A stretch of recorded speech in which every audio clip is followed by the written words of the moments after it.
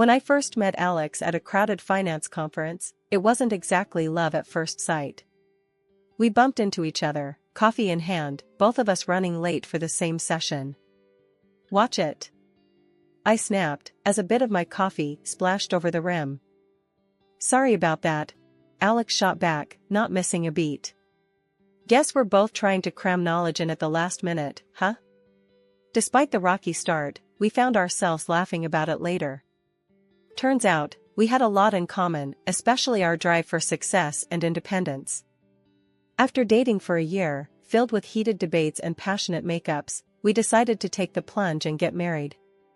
But not in the traditional sense. We both loved our jobs. I was climbing the ladder in financial accounting, and he was making waves in sales. So, we laid it all out, blunt and straightforward. "Screw traditional," Alex said one evening, his eyes serious for once. "Let's not be one of those couples who end up fighting over money." I nodded. "Yeah, let's do a prenup. Keep what's yours, I'll keep what's mine. If things go south, we walk away clean." The decision to sign a prenuptial agreement was less about distrust and more about mutual respect for our hard-earned careers. We didn't want the potential mess of untangling assets if things didn't work out. Plus, it felt good knowing we both entered the marriage as equals. Splitting the bills was a no-brainer. 50-50, Alex agreed. And no whining about who spends more on groceries. I laughed at that. "Deal, but you're not getting out of housework." "I'm not your maid." "Fair enough," he conceded. "But I don't do windows." That's how we started our married life, on a foundation of honesty, equality, and a touch of humor. We opened a joint account, strictly for shared expenses, rent, utilities, and those occasional fancy dinners to celebrate our wins. It was a system that worked perfectly for us, allowing us to maintain our financial independence while building a life together. Our biggest achievement came when we finally saved enough to buy an apartment right in the city center. It was a dream come true. The day we got the keys, we stood in the empty living room, surrounded by boxes and painting supplies, both of us grinning like idiots. "Look at this place," I said, spreading my arms wide. "Our very own piece of the concrete jungle." Alex wrapped his arms around me from behind, resting his chin on my shoulder. "It's perfect. Just needs a bit of paint and maybe some of those fancy curtains you like." I leaned back into him, feeling the warmth of his body. "We did it, babe. 50-50, all the way." "Yeah," he whispered, kissing the side of my head. "Our perfect little empire." That apartment wasn't just a home, it was a symbol of our partnership, our commitment to walking side by side as equals. We were thrilled, basking in the glow of our joint achievement, blissfully unaware of the challenges that lay ahead. But in that moment, everything felt possible. We had each other, and that was all that mattered. Life with Alex started off on cloud nine. We were the perfect team, or so I thought. We were both climbing our career ladders, supporting each other, or at least that was the plan.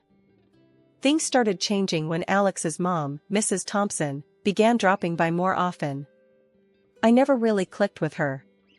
She had this old-school vibe about women's roles, and me working full-time didn't sit well with her. One evening, as I was slogging through spreadsheets, Alex and his mom were in the living room, whispering. I could hear bits and pieces, her voice sharper than a knife's edge. I finally took a break and walked in, just in time to hear Mrs. Thompson say, "Emma's always buried in her work. Doesn't she know a wife should care for her husband?"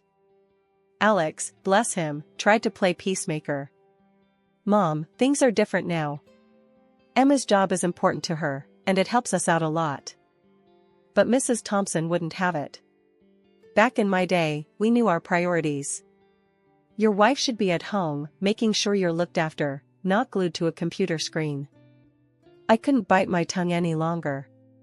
"Mrs. Thompson, I respect your views, but times have changed. I'm not just going to sit at home." Alex and I agreed on this lifestyle before we got married. Alex chimed in, trying to smooth things over. "Yeah, Mom, we're doing things differently. We're partners in everything. Mrs. Thompson scoffed. Partners? A woman's place is in the home, not competing with men. Look at your sister, a proper woman, caring for her family. That hit a nerve. Being a proper woman doesn't mean giving up on my career or ambitions. I shot back, my patience wearing thin. The conversation ended with Mrs. Thompson huffing. Well, I just hope you know what you're doing. A family needs more than money. After she left, Alex and I had a heart-to-heart. Babe, you know I'm on your side, right? He said, taking my hands in his. My mom's from a different time. We'll do things our way. I nodded, wanting to believe him. I know, Alex. But it's not just about your mom. It's about us sticking to our guns, making sure we're on the same page. He hugged me. Always, Em. We're in this together. But that conversation with Mrs. Thompson was just the start. Her visits became more frequent, her comments more pointed. And each time, Alex's assurances seemed to lose a bit of their strength. I started to feel like I was on my own, defending our choices, our lifestyle. It wasn't long before this tension spilled over into other parts of our life. The apartment that had been our happy place, our sanctuary in the city center, started to feel less like home.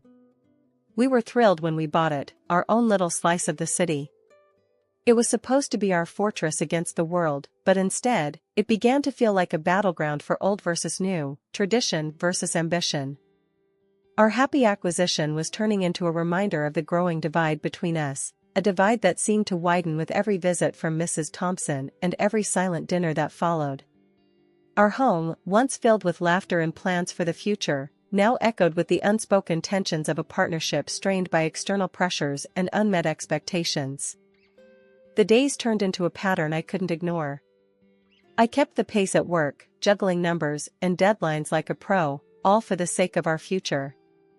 Alex, on the other hand, started showing up home way earlier than usual. At first, I thought it was a temporary thing, but then the pattern stuck. The joint account, once buzzing with regular deposits from both of us, began to feel the absence of his contributions. And then, they stopped altogether. One evening, I decided it was time to address the elephant in the room. Alex, we need to talk about the joint account. What's going on? I asked, trying to keep my tone neutral. He sighed, a bit too heavily. Babe, sales have been in the dumps. I'm not making as much as before. It's a tough time at work. I wasn't panicking, we had savings, and my job was stable. Okay, I get that. Things are rough everywhere. But since you're home early now, maybe you could help out more around here? I suggested, hoping he'd see the logic. Alex, sprawled on the sofa, phone in hand, didn't even bother looking up. Help out? Like how? I was flabbergasted. You know, household stuff. Cooking, cleaning. We're a team, right? He finally looked at me, his expression a mix of disbelief and annoyance. Emma, come on. You know that stuff's your department. I've got enough on my plate. My jaw dropped. My department? What century are you living in, Alex? I'm working just as hard, if not harder. I thought we agreed to share responsibilities. He shrugged, his attention already drifting back to his phone. That's different. You're better at it, anyway. That hit me like a slap. I was counting on an equal partnership, not this outdated script he was suddenly following. I can't believe what I'm hearing. Is this really how you see our marriage? Alex let out a frustrated sigh. Why are you making such a big deal out of this? It's just how things are. Just how things are? I repeated, my voice rising. No, Alex. That's not how we agreed to things. I'm out there busting my ass every day, same as you, or at least I thought so. And then I come home to a second shift, because you've decided you're too good for woman's work? He didn't respond, just kept his eyes on his phone, and that silence said everything. I was seething, hurt, and suddenly very alone in what I thought was a partnership. This wasn't the deal. This wasn't the man I thought I married. We were supposed to be equals, but here I was, feeling like I'd somehow been demoted in my own home. The morning sun barely crept through the curtains when I realized the alarm hadn't gone off. In a frenzy, I scrambled out of bed, my heart racing against the clock. Alex, ever so calm, was sprawled on the couch, his eyes glued to his phone, seemingly oblivious to the chaos. "Alex," I pleaded, half-dressed and struggling to find my other shoe. "I'm running late, and it's going to be a marathon day at work. Can you please handle dinner tonight?" My voice was a mix of hope and desperation, clinging to the slim chance he'd step up. He spared me a brief glance, his attention tethered to the screen. Yeah, he mumbled, a non-committal grunt that did little to assure me. "Got it, dinner. Sure." I paused, the knot in my stomach tightening. "You mean it, right?" Because last time, the memory of coming home to an empty table flashed in my mind, a silent testament to forgotten promises. Alex's annoyance was palpable as he cut me off. I said yes, didn't I? "Go on, don't worry about it." His dismissive wave was the final nudge out the door, leaving me to rush into the day with a heavy heart. The hours at work were a blur, each task piling atop the next, leaving no room for breath or thought. By the time evening wrapped its fingers around the city, I was spent, my body and mind crying for respite. The thought of coming home to a warm meal offered a glimmer of comfort in the exhausting routine my life had become. But the apartment greeted me with silence, an eerie echo of my solitude.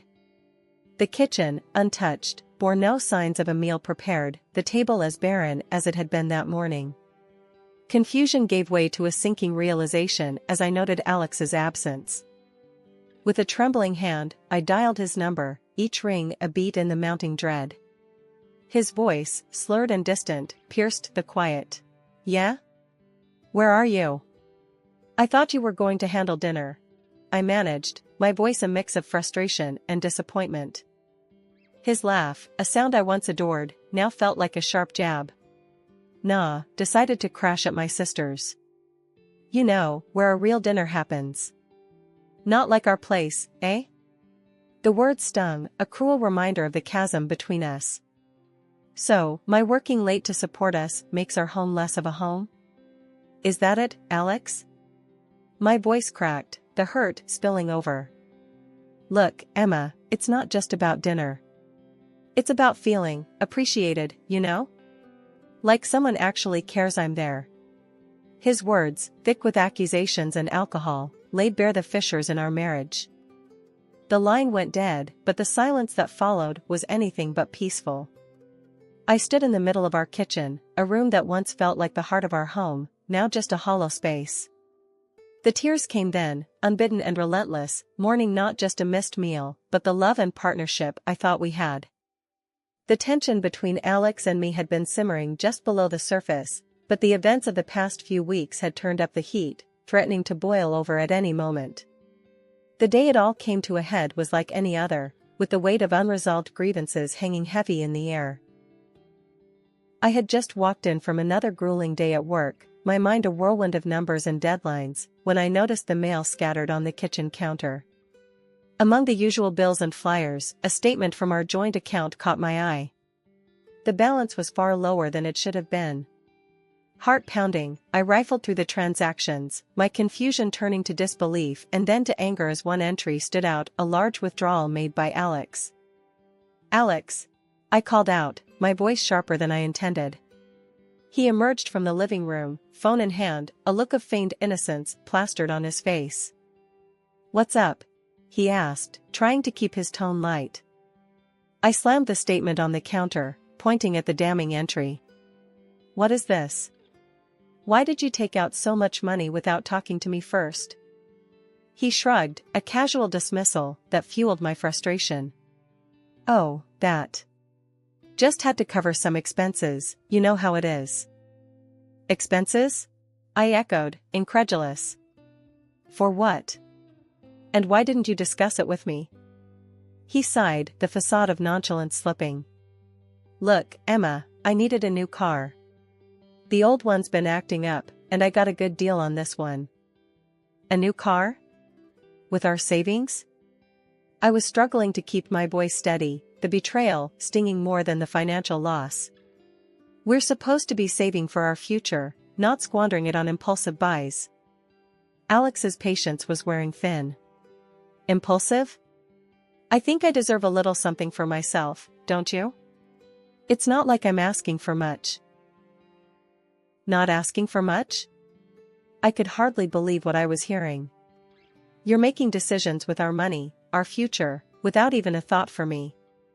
Where's the partnership in that?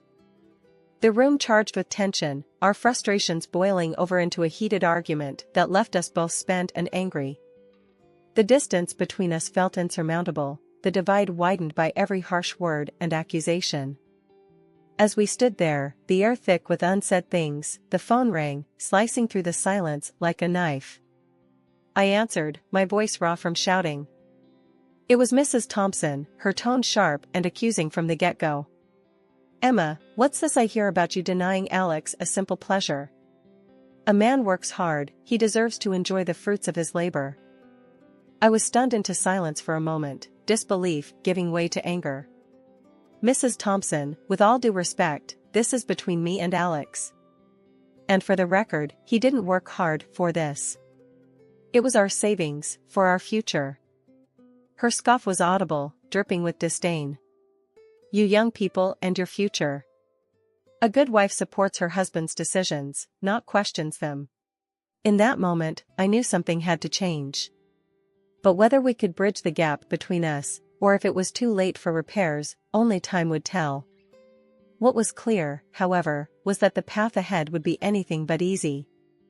Life has a way of throwing surprises at you when you least expect them. Just when I thought things couldn't get more complicated, I received a letter that knocked the wind out of me. My great-uncle, a man of few words and solitary habits, had passed away. I hadn't seen him in years, and our interactions were nothing more than occasional, awkward conversations during the rare family gatherings. Yet, here I was, holding a letter from a lawyer, telling me he had left me everything he owned. His entire estate, his savings, everything was now mine. It was surreal, to say the least. I remember staring at that letter, the words blurring as a mix of emotions washed over me. Sadness, confusion, and a creeping sense of responsibility I wasn't sure I was ready for. And then there was Alex. His reaction to the news was like he'd hit the jackpot. Babe, do you realize what this means? We're set, he exclaimed, his eyes lighting up with a mixture of excitement and, dare I say, greed that I hadn't seen in him before. A week has passed, and I returned home tired after another crazy day at work. What I saw shocked me. There, in the midst of what should have been an ordinary evening, was my husband, Alex, beaming like he'd won the lottery, surrounded by his family, all of them basking in the glow of my great-uncle's unexpected generosity. Look who's finally home! Alex exclaimed, thrusting a glass of champagne into my hands, his excitement palpable. We're celebrating your big windfall, babe. The sight of the lavish spread from the city's priciest restaurant laid out on our table, and the merriment in their eyes, felt jarringly out of place. My mind raced, trying to piece together the surreal scene before me. Quit my job today, Alex announced proudly, as if he'd just made the most normal decision in the world. Why work when we've got this fortune, right? His grin widened, oblivious to the shock that must have been written all over my face. His parents, his sister, her husband, their kids, all were there, acting as if they'd just won the jackpot. And then, as if on cue, Alex added, "Oh, and before you join us, the dishes won't wash themselves, you know?" Laughter erupted from the crowd, a chorus of approval at his joke. But to me, it sounded like nails on a chalkboard. Fury coursed through me, hot and unstoppable. Here I was, after a day of grueling work, expected to play the maid at my own celebration? It was madness. I was on the brink of unleashing a torrent of anger, ready to set things straight, when Mrs. Thompson, ever the matriarch, called for a serious conversation. Dragging myself to the armchair, every ounce of my being screamed in protest. What could she possibly say that would make any of this better? My mind was a whirlwind of indignation and disbelief. Were they really so oblivious to the audacity of their actions? Did they see me as nothing more than a benefactor for their whims? As the absurd proposal hung in the air, courtesy of my mother-in-law, suggesting we use my inheritance to build a colossal house for what felt like the entire clan, I could only stare in disbelief. The idea that not only would we all live together, but that this would somehow excuse the entire family from ever working again, was ludicrous. Alex, beaming as if he'd just unveiled the master plan of the century, chimed in. Think about it, babe. We'd never have to worry about anything ever again. The room was filled with nods and murmurs of agreement, as if they'd all been let in on the plan before this moment. As I looked around at these people, my supposed family, I felt more like an outsider than ever. Breaking the celebratory bubble with a voice steadier than I felt, I said, I'm filing for divorce. The room fell silent, the air thick enough to cut with a knife. Alex's smile faltered, his parents' jaws dropped, and his sister's glass of champagne paused midway to her lips. My mother-in-law, always quick on her feet, laughed dismissively. Oh, darling, even if you do, the law's on our side. Alex gets half of everything you've got. Her smug assurance was the last straw. Actually, I countered, a bitter laugh escaping me. Our prenup says otherwise. Alex gets nothing of mine if we divorce. The shock that rippled through the room was palpable, their wide eyes meeting my firm gaze. And another thing, I continued, my voice gaining strength. I'll be taking all the furniture, every appliance, everything I paid for. And Alex, you'll be hearing from my lawyer about the unpaid bills and expenses you've conveniently ignored. The fantasy bubble they'd been living in burst right then and there. One by one, I watched as their faces fell, the realization that their free ride was over dawning on them. Without another word, I ushered them towards the door, their protests and pleas falling on deaf ears. As the door closed behind the last of them, the silence that enveloped the apartment was suffocating. Yet, beneath it all, a sense of relief began to wash over me. I was free from the expectations, the manipulations, and the sheer audacity of a family that saw me not as a person, but as a means to an end. After the dust settled on the courtroom battles and the ink dried on the divorce papers, I started anew in the house my great-uncle left me. It was a fresh start, a chance to rebuild my life on my terms, free from the constraints of a marriage that had become suffocating. Alex, now living with his parents, found himself grappling with the realities of a day-to-day life that required him to work, really work, for the first time in a long while. Every so often, he'd call me, his voice tinged with a desperation I hadn't heard before. Come on, can't we just wipe the slate clean and start over? He'd plead, the echoes of his once confident demeanor replaced by uncertainty. His mother, too, took to calling me, her tone uncharacteristically sweet, a stark contrast to the sharpness I'd grown accustomed to. Dear, wouldn't you reconsider? For the family's sake? She'd coo, as if the words could erase the past and mend what had been broken. Each time, I couldn't help but laugh, a sound of freedom and relief. No, thank you. I'd reply, my voice steady and sure. I'm quite happy with where I am now. And happy I was. With the chains of a loveless marriage behind me, I found joy in the simple things. I traveled, exploring corners of the world I'd only dreamed of seeing. I threw myself into charity work, finding fulfillment in helping those in need, both people and pets alike. The gratitude in their eyes, the genuine smiles, and wagging tails brought a sense of purpose back into my life, a reminder that there was so much good I could do, so much love I could give, without expecting anything in return. The liberation from my old life, from the expectations and demands of others, allowed me to rediscover myself. I was no longer defined by my relationship with Alex or his family.